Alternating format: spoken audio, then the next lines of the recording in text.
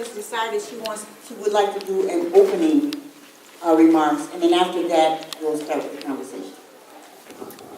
My name is Jocelyn Hare. I am an urban policymaker. I live about 3 blocks north of Science and Industry, but I spend most of my week over in Gary, Indiana. I work with the mayor over there, and I spent the last 3 years working on issues of revitalization, getting rid of abandoned buildings that are there. And the reason I'm running for alderman is because I've seen in the last few years how much we've accomplished in Gary. And Gary's a city with hardly any resources and really large problems. And what we've been doing there is partnering with local, state, and federal partners to bring in tons of resources. And just this past year, I helped write 2 grants. One brought in $6.6 million for revitalization of abandoned buildings. The second was a $200,000 community progress grant to help with technology systems. And these are issues that are very relevant here at South Shore. And I know there's so much work we could be doing that's better and more thoughtful. And I know we can do it together. Thank you. So with that, the question that the Planning Coalition is presenting is really one about what's your vision for South Shore? You talk about Gary and the work that you've done there. What is the vision? In 4 years, if you were elected in 4 years, what would you want to have accomplished here in South Shore? Good question.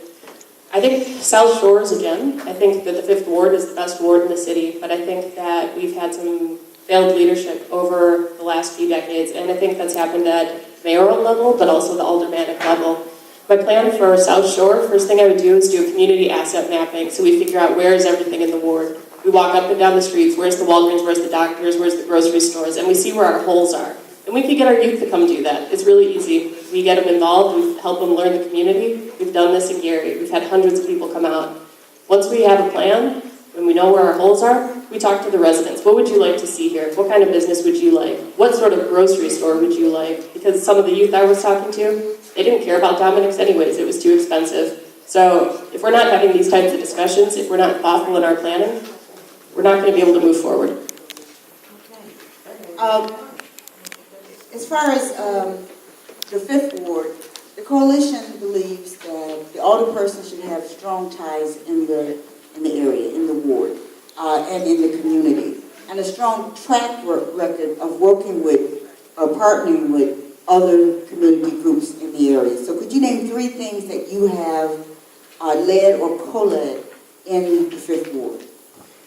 I would say that I'm relatively new to the 5th Ward compared to my opponents. I've been living there for about 3 years, and what that means is that I don't have the same connections to the ward organizations that they do. But that doesn't mean that I'm less dedicated or unwilling to work with folks. I think everybody needs to have a voice in the ward. I think also what I have done is build a lot of relationships outside of the ward, both within the city and within the state and the region. And so what that means is I've got a lot of colleagues to call on, whether it's issues of light, whether it's urban gardens, whatever the issues are, I've got someone to call on that I can talk to and say, look, how do we solve this problem? And that's what I've been doing, you know. I know folks outside the ward. I work with people outside the ward. I've got a wide network, and I work really, really well with people. Okay, so if you were elected alderwoman, how would you bring or build a relationship with the community? Like I said, you worked outside the ward, you know people in other places, but how would you build community in the 5th Ward? What would that look like to you? I think there's a lot of different ways that we can actually tackle that. I think there's a lot of small initiatives that we could do. Just a small example would be, what if we had a mother's group, a 5th Ward mother's group, where we actually shared resources, and once your kids outgrow the clothes, give them to the mother's group. Other mothers who need the clothes, take that. You know what I mean? There are small things like that, and then there's also larger issues. So if we're going to advocate for, you know, a trauma center, we've got to be able to work together. And what that means is involving everyone in the community, getting everyone involved. And so it means talking to the community groups and making sure they have a place at the table. What I would do is have a ward advisory council. I would be committed to doing that, having elected folks from the ward make up this council. And then, you know what, we take city council policies and I say, look, this is the policy, these are the options, this is how it impacts you, and we let the people vote. And whatever that vote is, that's what I take back to City Hall. Your experience as an urban planner, is it an urban planner? Actually, no, it's policy making. Slightly different, but yeah. Okay. All right, so in your experience, when you look at Jeffrey Plaza and there's been plenty of controversy over what should go there, and now there's more controversy over what particular store is going in there.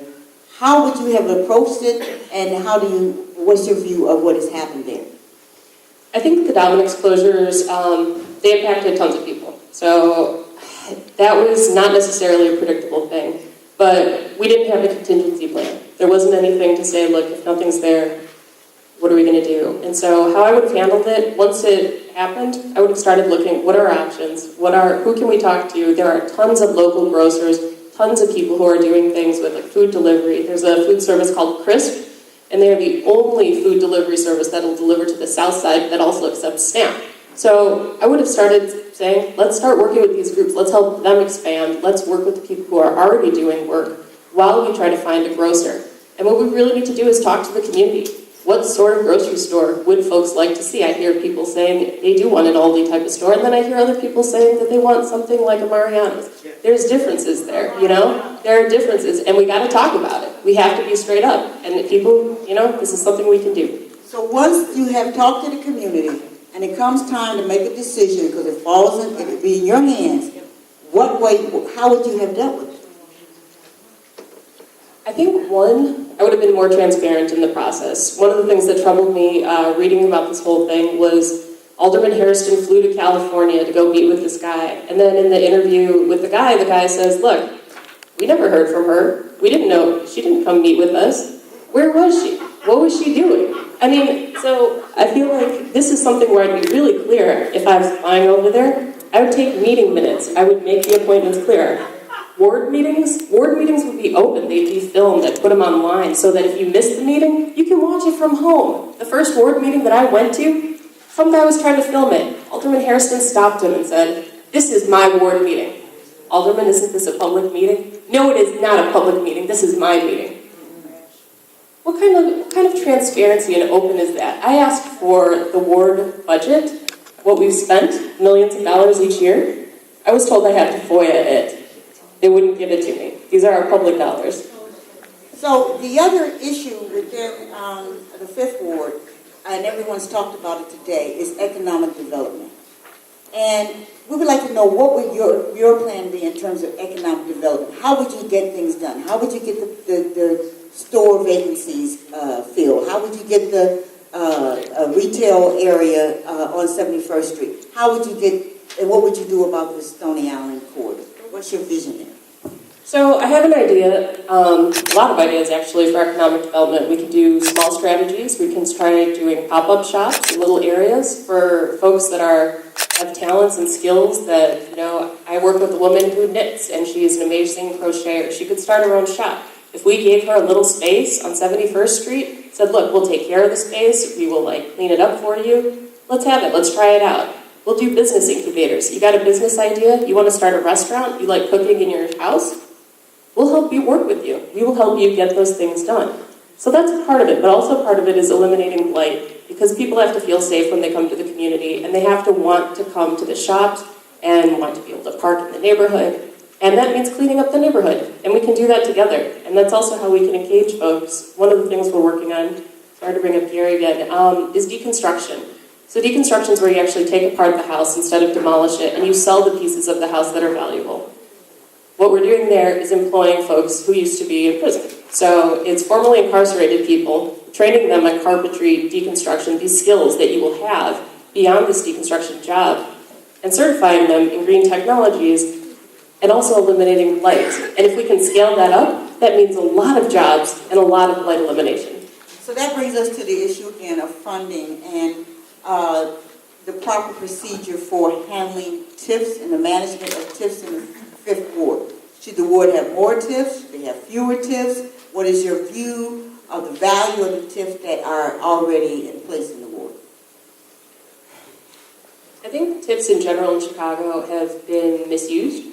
I think that the process is not transparent, and I think that we know that we have sort of $1 billion surplus.